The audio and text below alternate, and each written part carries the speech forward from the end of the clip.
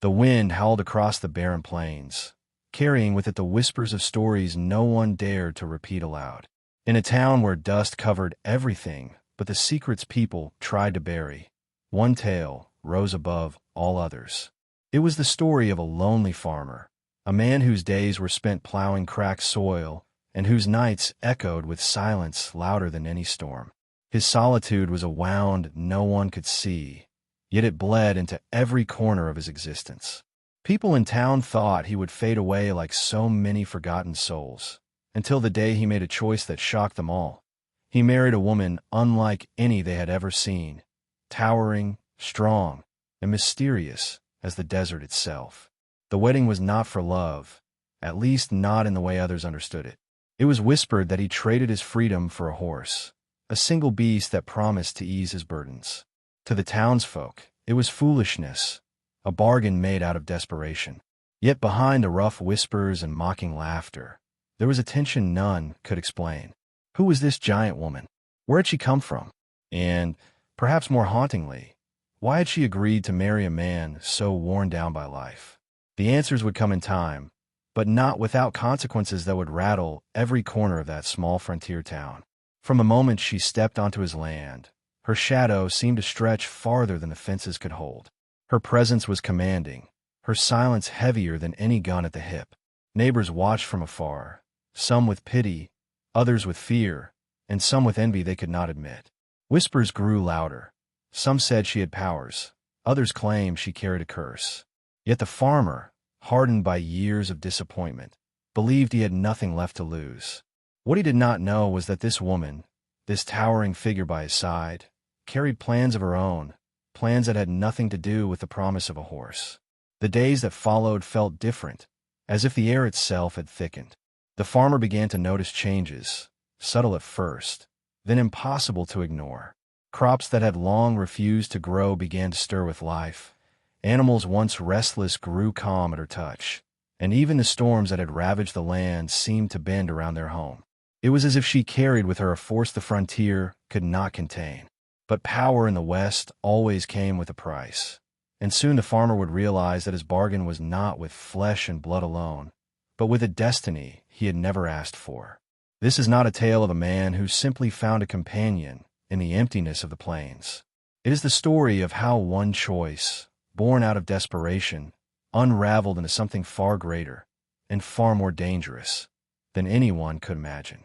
The farmer thought he had married a woman for a horse, but she had other plans, plans that would test the courage of every soul around them. And as the dust of the frontier settled, the question remained, was she his salvation or the beginning of his ruin? The early days of their marriage were filled with a strange, uneasy quiet. The farmer, a man accustomed to loneliness, found himself both relieved and unsettled by the towering presence of his new wife. She worked the land beside him with strength that defied explanation. While his back bent under years of toil, hers remained straight, unyielding, and almost unhuman in its endurance. The neighbors, who had once mocked his decision, began to look on with cautious respect. Whispers of pity turned into murmurs of suspicion, for the woman did not laugh, nor did she share much about her past. Her silence, heavy as the prairie night, became the center of the town's gossip. But beneath her quiet exterior, something powerful stirred. When she walked through the fields, it was as if the earth itself responded. Seeds that had lain dormant for seasons pushed through the soil with unexpected vigor. The farmer noticed the difference first in the wheat, then in the corn, and finally in the orchard that had long been considered dead. It was as though life followed her footsteps, reluctant to displease her. This sudden abundance both thrilled and unsettled him, for the West was not known to give so freely without demanding its due. The townsfolk, drawn by curiosity, began to visit under the guise of offering congratulations. Some brought gifts, hoping to bask in the strange aura that seemed to surround her. Others came with sharp questions disguised as friendly banter, probing into her origins. But every attempt to uncover her story was met with the same unsettling calm. She would smile faintly, her eyes distant, and say nothing more than a few words. The farmer watched these exchanges closely, torn between pride and unease. He knew his fortune had changed, but he did not know at what cost. At night, when the winds howled across the plains, the farmer sometimes awoke to find her standing outside, gazing toward the horizon. Her figure, lit by the pale glow of the moon, looked more like a statue carved from stone than flesh and blood. He would call to her, but she rarely answered, lost in thoughts he could not follow. In those moments, a chill crept into his bones, a reminder that she was not entirely his, nor perhaps entirely human. Still, he convinced himself that any mystery was worth enduring if it meant survival in the unforgiving West. The land prospered, and with it his hope returned. Yet prosperity on the frontier was never free of shadows. The neighbors' envy grew, and with envy came resentment. Men who had once dismissed him now clenched their jaws when they saw his thriving farm. Women whispered warnings, claiming no woman could be that strong, that silent, without hiding a dangerous truth. And though the farmer tried to ignore the rumors, he could not silence the gnawing fear that perhaps they were right. One evening, a storm rolled across the plains, darker and more violent than any in recent memory. The townsfolk shuttered their homes, fearing the wrath of the sky. But at the farmer's land, something uncanny happened. As lightning cracked and thunder roared, the giant woman stepped into the fields with her arms raised to the heavens. The storm seemed to hesitate, circling the edges of their land, but never striking it. The animals huddled close to her, unafraid, as though recognizing her as a force greater than the storm itself. The farmer, watching from the porch, could not decide if he should feel safe or terrified. The next day, word spread quickly through town. Some claimed she was a blessing, a gift from heaven sent to protect their small settlement. Others whispered she was a witch, consorting with powers best left untouched. The frontier was a place where faith and fear often walked hand in hand, and soon the townsfolk divided. Some wanted her to use her strange abilities for the good of all, while others warned that nothing so unnatural could end well. The farmer, caught in the middle, said nothing. He only knew that without her, his life would once again sink into despair. But not all voices in the town were merely curious or afraid. There were men whose greed ran deeper than superstition. They saw in her a chance for power, a way to bend the wild land to their will. One such man, the wealthy rancher who had mocked the farmer for years, began plotting. If this woman could tame storms and bring crops to life, then she could make him rich beyond measure. And if the farmer stood in his way, well, the West had many ways of dealing with inconvenient men. As the days passed, the woman began to change in ways the farmer could not ignore. She grew restless, pacing the fields as if waiting for something or someone. Her eyes, once distant, now burned with an intensity that unsettled him.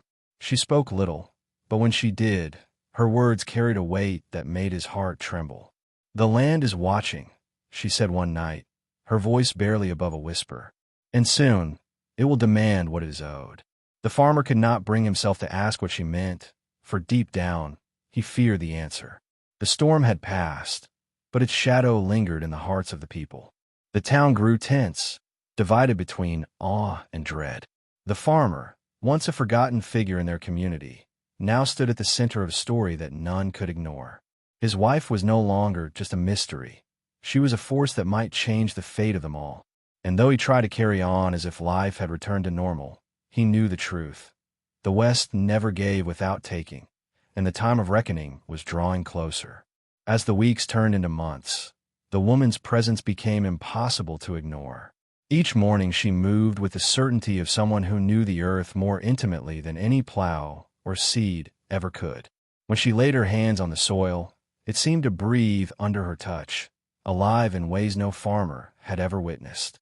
The farmer watched, both grateful and uneasy, for though his land flourished, he could not shake the gnawing sense that it belonged more to her than to him. She never asked for thanks, never sought praise, yet every harvest carried her imprint, a silent reminder that his life was now tied to forces beyond his understanding. The town, once curious and mocking, now turned its full attention to them. Some came begging for her aid, offering coins, livestock, or prayers in exchange for her presence on their struggling farms.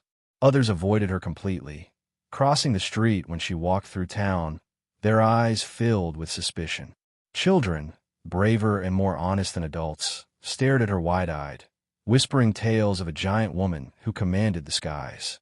The farmer saw the way she endured it all in silence, her gaze fixed somewhere far beyond the horizon, as though she were bound to a destiny none of them could touch. But envy is a poison that spreads quickly in the West. Neighbors who once envied the farmer's success began to mutter that he had not earned it. They said she was unnatural, that no man should rely on the strength of a woman, let alone one who carried herself like a force of nature. Behind closed doors, men sharpened their words into weapons, ready to turn suspicion into violence. They feared what they could not control, and what they could not control, they sought to destroy. The farmer, sensing the shift, tried to keep his distance, but the whispers grew louder each day. One night, as the prairie lay cloaked in silence, the farmer found his wife sitting by the dying embers of their fire. Her eyes glowed faintly in the dim light, and her voice broke through the hush like a low rumble of thunder. "They will come for us," she said, "not because of who we are, but because of what they fear I am." The farmer's chest tightened, for though he wanted to dismiss her words as paranoia, deep down he knew she was right. The West was unforgiving, and fear had a way of turning neighbors into enemies. The days that followed grew tense. The farmer could feel the weight of eyes watching him whenever he ventured into town. His once quiet life had become the center of unease, and though his farm thrived like never before, peace was slipping from his grasp. Each night, he wondered if marrying her had saved him, or if it had marked the beginning of a reckoning he could not escape. And yet, even in his fear, he could not bring himself to imagine life without her. The rancher who despised him most wasted no time in exploiting the town's unease. A man of wealth and arrogance, he had always seen himself as the true ruler of their settlement, and the sight of the farmer's sudden prosperity was a thorn he could not ignore. In whispered conversations at the saloon, he began planting seeds of doubt. He told the men that the woman was no blessing, but a curse, a danger to their wives and children. He spoke of storms bending to her will, of crops flourishing unnaturally, and of a silence that could only belong to someone hiding a terrible truth. Fear turned his words into fire, and soon others began to believe.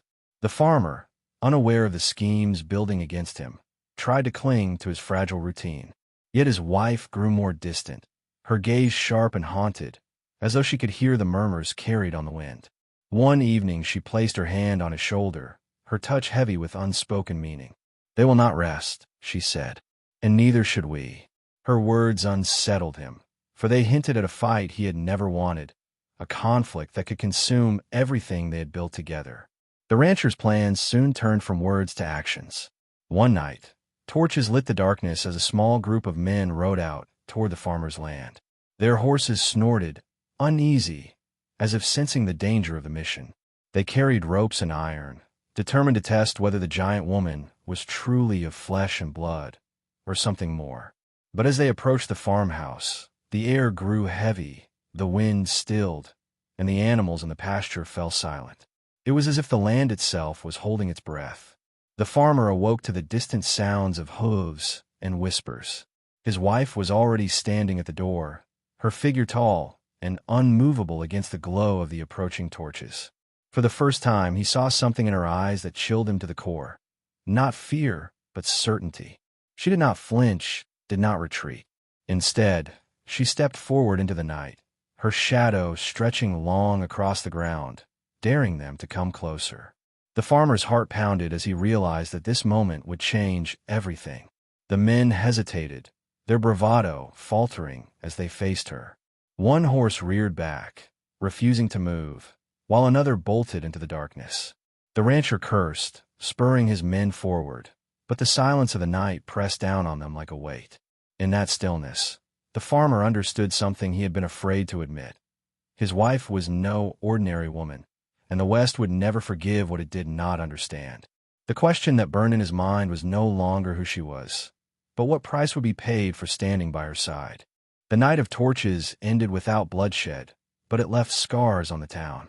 The rancher returned to the saloon with his men, their pride wounded and their voices sharp with anger. They spoke of the woman as if she were a monster lurking on the farmer's land, a danger that must be eliminated before it consumed them all. Some laughed nervously, Others drank in silence. But the seed of fear had already taken root. Out on the prairie, silence returned. But it was not the silence of peace. It was the silence before a storm. The farmer lay awake, staring at the wooden beams above his bed. His wife rested beside him, but her breathing was steady, too steady, as if she were not sleeping at all. He thought of the men with their ropes and iron, of the hatred in their eyes, and of the power he had seen radiating from her as she faced them down. He loved her in his own quiet way, but love in the West was not always enough. Sometimes, survival demanded choices that tore the heart apart. At dawn, she was already outside, her hands pressed against the soil as if listening to the earth itself. The farmer watched her, torn between awe and dread. He could not deny the miracle she had brought, life to barren fields, protection against storms, but he could no longer deny the danger either. The West did not forgive those who stood apart, and she stood taller, stronger, and stranger than any of them. She was a beacon, and beacons always drew fire. That day, whispers spread through town like wildfire. Stories twisted in the telling. Some claimed she had turned men's horses mad. Others said she had cursed their families. A preacher even declared from the pulpit that no woman should hold power greater than a man's prayers, and that her presence was a sign of God's judgment. The frontier had always been ruled by faith and fear, and now both pointed toward the farmer's wife. The people who once envied him now looked upon him with suspicion, as though he were no longer one of their own. And yet, amid the fear, there were moments of quiet defiance. Children who had seen her smile still whispered stories of her kindness. Old women, weary of drought and loss, spoke of her as a protector. But their voices were drowned by the louder ones, voices fueled by envy, greed, and fear. The farmer stood at a crossroads, his heart heavy with the knowledge that soon the town would force him to choose: protect his wife and risk everything, or surrender her to the will of the people. The rancher, unwilling to wait any longer, began rallying the men of the town. At the saloon, over mugs of whiskey and the smoke of cheap cigars, he painted a picture of doom. He told them the woman was no gift, but a curse that would one day consume them all. He spoke with the authority of a man who had lost nothing, urging those who had lost wives, children, or crops to blame their misfortunes on her unnatural presence. It was a tactic as old as the West itself. When fear had no face, someone had to be given one. The farmer, learning of this, tried to reason with his neighbors. He rode into town, hat in hand, speaking of the good she had done, of the harvest saved, of storms turned aside. But his words fell on ears too hardened by fear. Where once he had been invisible, now he was an outcast, his voice twisted into proof of his guilt. They told him no man should defend a woman who bent the earth to her will, and that by standing beside her, he was no longer one of them. He left town with a heart heavier than when he had arrived, the eyes of the people burning holes in his back. Back at the farm, his wife awaited him. She did not need him to speak. She already knew. Her eyes, calm but unyielding, searched his face as though measuring the strength of his spirit. "The land does not bow without reason," she told him, her voice steady as the ground beneath their feet. "They fear what they cannot control. But you," she paused, her hand resting on his chest, "you must decide if you fear me too." Her words pierced him more deeply than any threat from town ever could. That night, the sky grew restless once more. Clouds gathered, black and heavy, rolling in from the horizon like a wall of judgment. The farmer stood on his porch, watching as the winds rose and the cattle grew uneasy. His wife walked into the fields, her silhouette illuminated by flashes of lightning. She did not flinch, did not cower. She stood tall against the fury of the storm, her presence so commanding that even the thunder seemed to wait on her. The farmer realized then that she was not simply resisting the storm, she was commanding it. And as the storm circled their land without striking, the farmer felt a truth settle deep in his bones. She was not his salvation, nor was she his ruin. She was something greater, something the West itself had birthed out of its hunger, its violence, and its endless thirst for survival. And no matter what the town decided, the storm had already chosen her. The storm that night left the town trembling, though not a drop of rain had touched the farmer's land. People whispered that she had called the skies, bending the storm away, as though she were mistress of the heavens themselves. For some, this was proof she was blessed. For others, it was undeniable evidence she was cursed. The rancher seized upon their fear, fanning the flames with every word he spoke. He told them no mere woman could command the storm, that such power belonged only to spirits or demons. His voice carried in saloons, in churches, and even at the marketplace, until the town itself buzzed like a hive ready to strike. The farmer tried to shield himself from their growing hatred.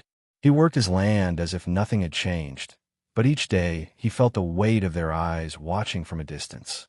Children were pulled away when he passed, doors closed when his wagon rolled by, and friends who had once shared his table now crossed the street in silence. The West was a place where isolation could kill faster than hunger, and he realized he was no longer merely lonely. He was being cut away from the very fabric of the community. His wife, however, did not waver. If anything, she grew stronger in her resolve.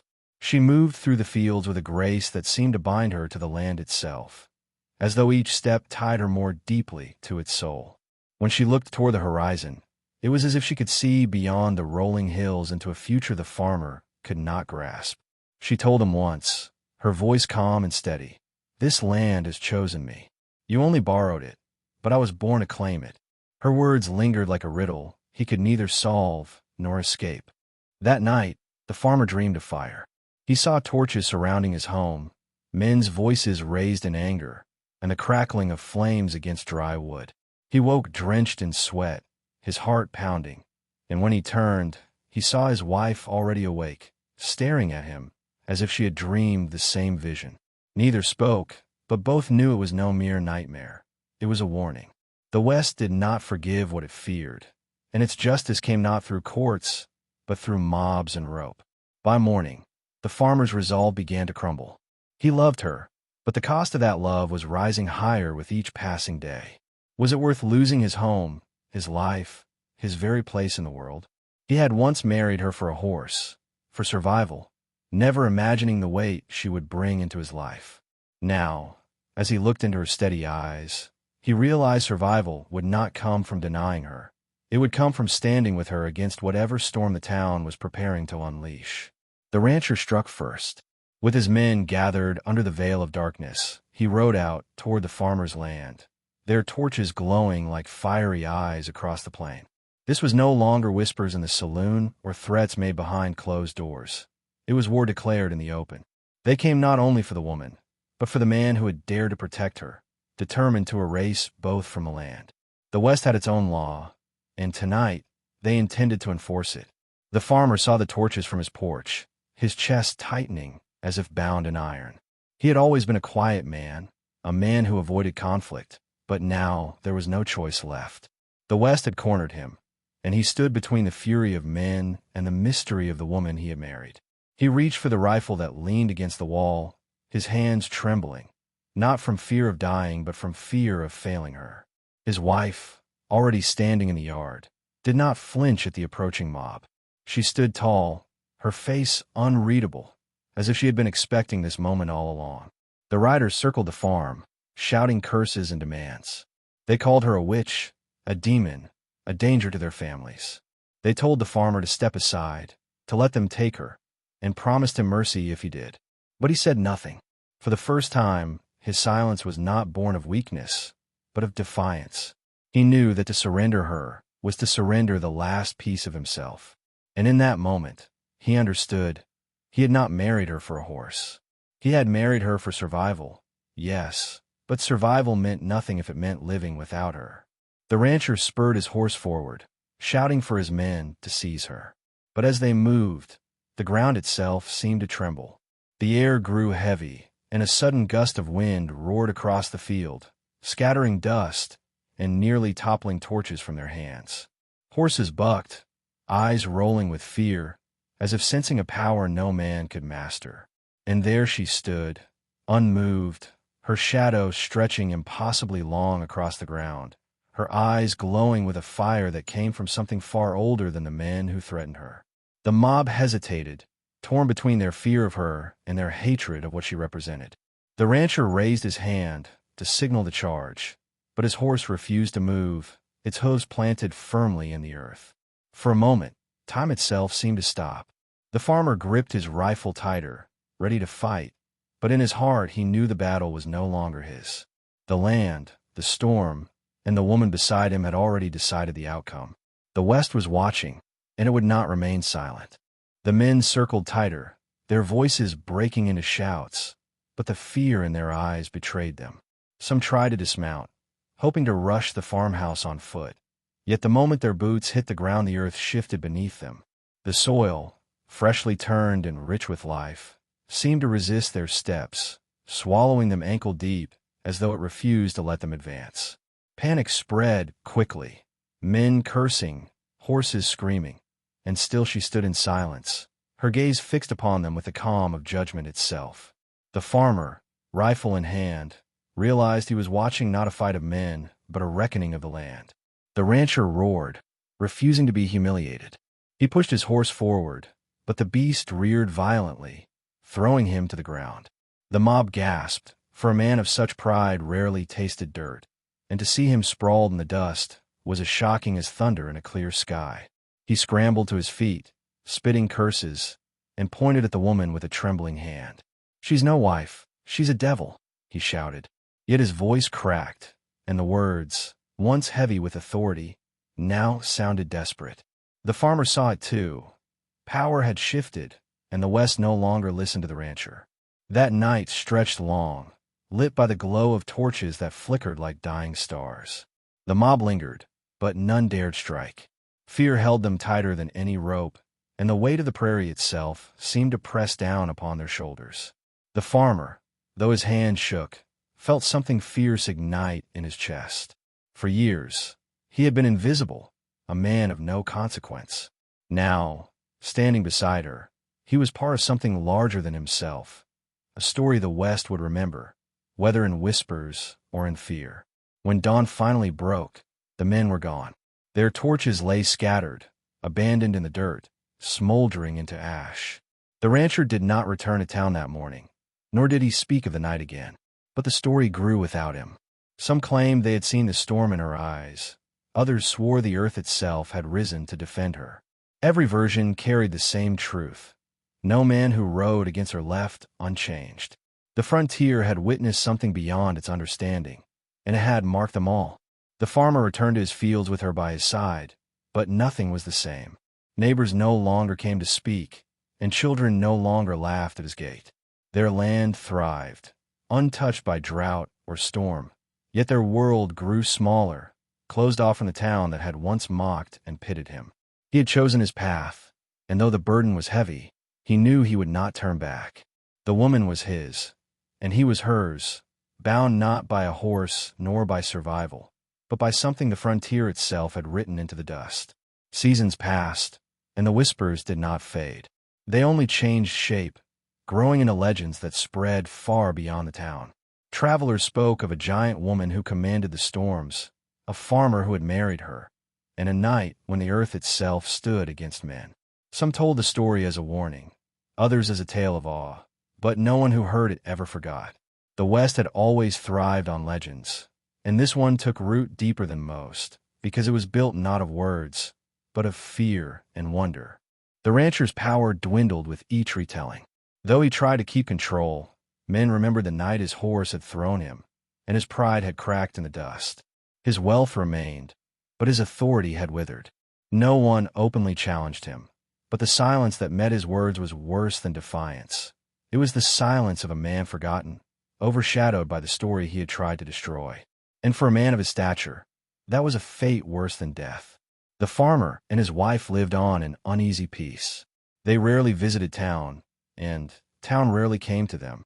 Their lives became their own, wrapped in the quiet rhythm of soil and harvest, broken only by the storms that seemed to bend around their land.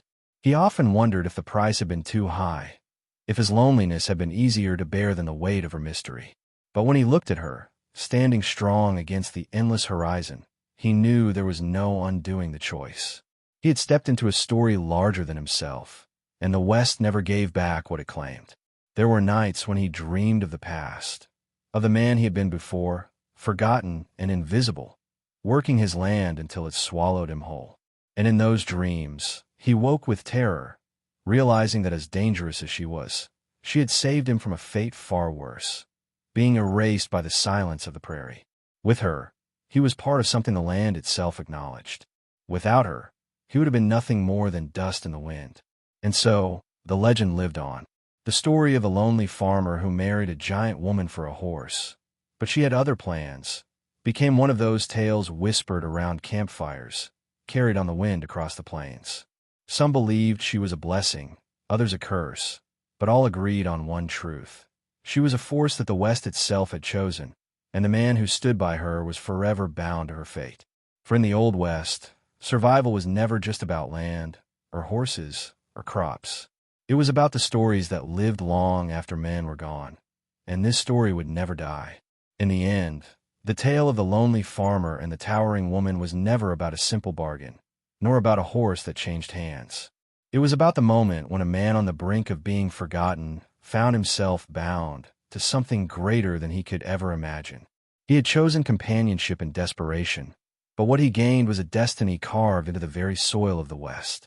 And as the dust settled, the lesson was clear. Sometimes, the choices we make out of weakness reveal a strength we never knew we had. The farmer learned that survival is not always about blending in or avoiding the wrath of others. In the unforgiving plains, survival was about courage. The courage to stand with someone when the world turned against them. The courage to face storms that came not from the skies, but from the hearts of men. His life had been empty fields and silent nights. Yet in the shadow of a woman the town called a curse, he discovered a meaning that no man could strip away. Legends of the Old West were not written by those who followed the crowd, but by those who stood apart, often at great cost. The farmer and his wife became such a legend, not because they sought it, but because they embodied what the frontier feared most: the unexplainable, the unbreakable, the undeniable truth that some bonds are stronger than fear itself. Their story reminds us that what others mock, what others fear, may in fact be the very thing that keeps us alive. And perhaps that is the greatest truth the West has to offer, that the line between ruin and salvation is thinner than a blade of grass in the wind. The farmer did not choose a safe life, nor an ordinary one. He chose a path that forced him to face fear, envy, and suspicion. And though it cost him the comfort of community, it gave him a legacy that outlived every whisper. In the harsh silence of the prairie, his name endured, carried in the breath of a story too powerful to be forgotten. If this story moved you, if it made you pause and reflect on the weight of choices and the strength found in unexpected places, then let it linger. And while it does, I invite you to join this community. Subscribe, share your thoughts in the comments, and leave your mark by liking this video. Just as the farmer's tale was passed down in whispers across the plains, your voice helps carry these stories further, ensuring they live on for others to feel, to question, and to remember.